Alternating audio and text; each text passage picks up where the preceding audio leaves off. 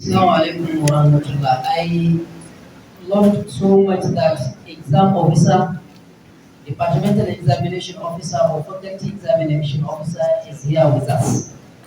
I will answer 70 or 75% of these questions, and others I will say refer these questions to the examinations office. The first question is about registering Islam 106. Though you have a credit in Arabic in your O level, I will advise that you can go and attend lectures of Islam 106 and Islam 111 without registering the course. This is all I can see. And the question which says, am I allowed to answer part of the questions in Arabic and part in English? When you read instruction of on each question paper, it is written that you can either answer in Arabic or English language. So you are at liberty to answer, use English language or Arabic. You answer the questions asked. Mixed. For me, there's no harm doing that. For me, there's no harm. You can answer part of my questions in English and part of my questions in Arabic language. Fala haraj. This question says there are discrepancies on regarding the course units. What they have in the student's handbook is quite different with what they see on the university portal. I know efforts have been put in place to reconcile, and a memo has to be written to the MIS director so that they will effect corrections. The units you see on our student handbooks are the correct units, not what was written on the portal. What is written in the student handbook are the exact unit of our courses.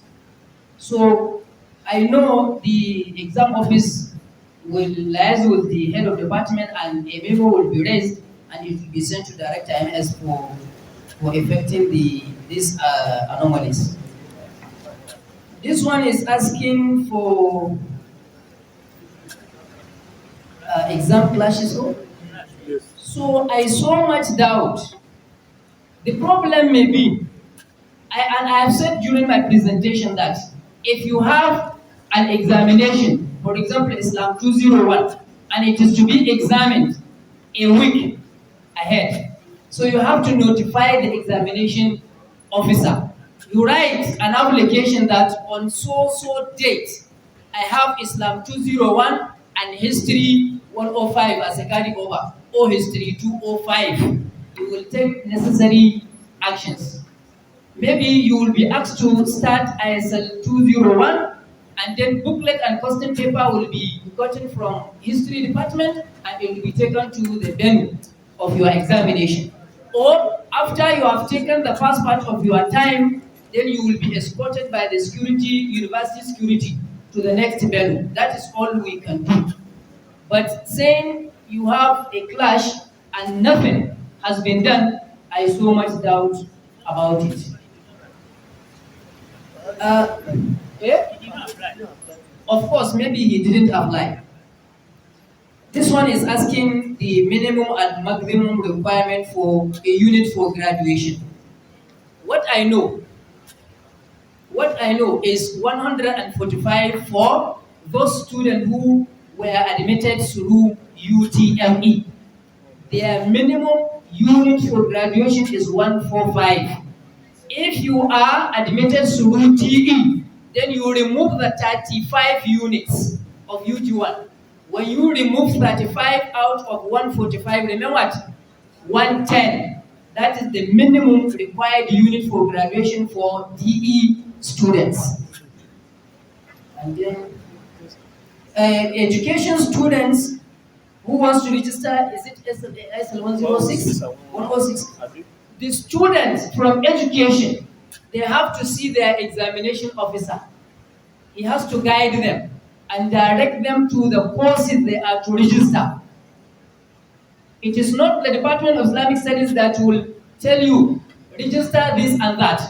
It is your own department, through your examination officer. He will guide you appropriately on the number of courses, the number of units, and the courses you are to register.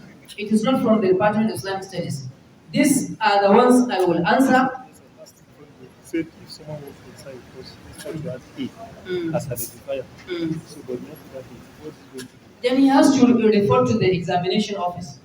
Somebody who registered, for example, Islam 201, and he should be with A as an identifier, but he registered Islam 201 without that A. Then he will report to the examination office. You will do the needful, inshallah.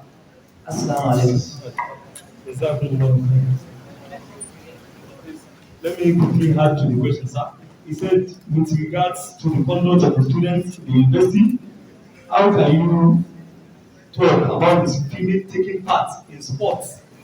Taking part in sports, our female students taking part in sports activities as part of extracurricular activities in the university.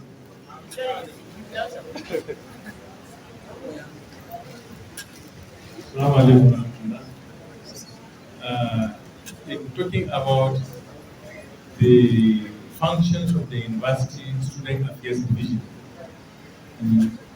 I mentioned you should be taking care of the sporting and educational activities of the students. We have IBB center here. There is a sport complex there for you to take part, utilize at your leisure time. You can do so. Somebody asked about calculating the CGPA, and others were laughing at him. He's even bold enough when you are like him, you don't know until you use 2, 3 before you learn. So there is a way they will you multiply. You see, A is how many units? I mean, A is what is the grade, the point for A. A is 5. If a course 111 is 3 units and you score A, so it's 3 times 5 is equal to what? 15. So for B is 4, C is 3, D is 2, E is 1, and F is 0. So the grade you obtain, what is the point times the units? So you add all of them, all the answers there, and then you divide it by the number of units you register. That will give you your CGPA and the class of degree. I need to stress that in your first year, more often than not, students fall into their class of degree in their first year, and very difficult to move out of it. So it's important you do very well, so that you start with either a first class or a 2-1. But if you start with a third class, you work harder. You just only navigate and move a little within the third class. So work hard and make progress. There was a question about the examination or admission requirements. Somebody without any background. Okay. Now you see, we see you here as our students, but before you are here, you satisfy so many requirements. You satisfy the JAM requirements, the minimum points, whether you are on catchment area, education in less developed state, or national merit. And then for each course, there are admission requirements in terms of the subjects. English language is compulsory, and in most courses, English and mathematics. Then the subject you want to read, you must have a credit pass in that subject. So when you have no background, even if you have a pass in it, they will not give you admission. So only those who have met the requirements for admission will be admitted, including subject requirement, background in the subject, and passing the subject at credit level. All the other questions are conditional on if he has been admitted. He wouldn't have been admitted. So the questions are not there for us. Thank you. Jazakallah for the contribution, sir. This is, sir, I don't know if this question is for you. They said regarding the issue of discrepancy in the students' handbook and portal. So can students proceed to make registration before the ratification of the public? he has said that you will see the exam officer. If I were you, from here I will go and see the examination officer. Then it reminds me the issue of that clash. You see, when it is disheartening to see a student writing 2 papers in one sitting. A student writing 1 paper in one sitting, they struggle to pass. So if the student is asked to write 2 papers, it's already truncated. But in the presentation of the second speaker, he mentioned that once there is a clash, you have to report on time. If you refuse to report on time, maybe it's only a day or tomorrow, a day or two to the exam that you report. Changing the timetable because of the clash will create another clash. So if you don't start on time, if you don't complete on time, it's going to be a problem. That is why some people host that for themselves. And that forms why I said, make the habit of checking your timetable, notice board at least 3 times a day. If there is a timetable, originally you may not have a clash, but somebody has reported a clash, and there is a change to solve this problem, you may create your own problem. But because you have seen the first timetable, you have no clash, you remain at home until on the day of the exam. Many things will go wrong. So report on time, and then be checking your time notice board, especially during exams or when the exams is about to take place. They normally release a timetable sometimes a month or 3 weeks time, so that all complaints will be entertained. There will be occasion when the exam officer will have to change a course, reschedule it about 2 or 3 times, because the first change will create another problem. Therefore, you have class, report on time. If not so, you write 2 papers in one sitting. God forbid. Jazakumullah khairan for your contribution, sir. I think we have a repetition of the same question. It was just given to me that as a female student of Islamic studies, the sporting activities going female twerk, whereby they wear jeans and all these football shirts. So are they allowed to take as students of Islam, so the female? Sir?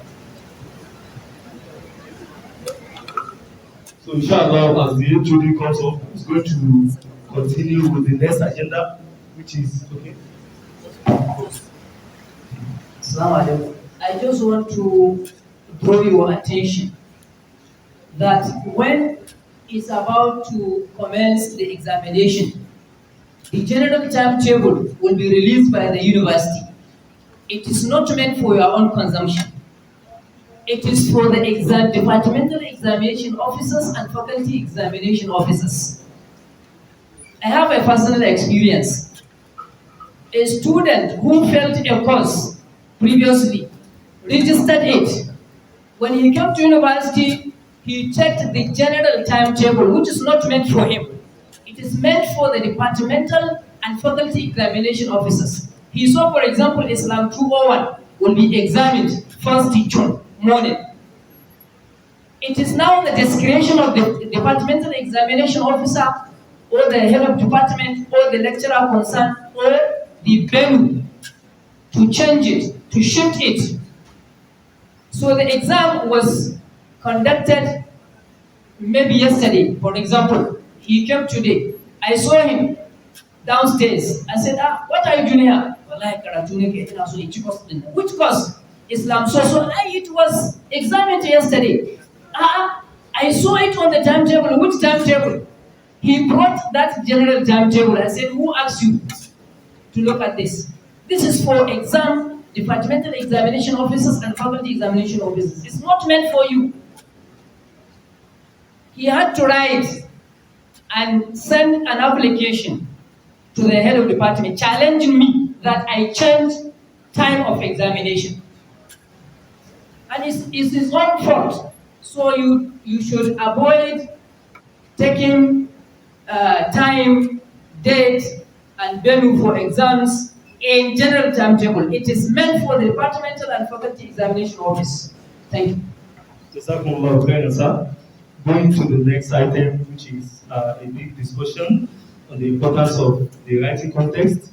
As the president mentioned earlier, so this is a writing context organized for students, and Akarakumullah says we give a window of, I think, 2 months to receive submissions. But unfortunately, from all levels, from 2, 3, 4, we received only 3 submissions. It was very unfortunate, sir, and we are not happy with the development. So maybe the HOD, when it comes up, is going to discuss on the importance of this and some of the activities NAIS is planning to organize so that our students they can participate. You are welcome, sir. Hada wa sahlan wa marhaban bikum, sir.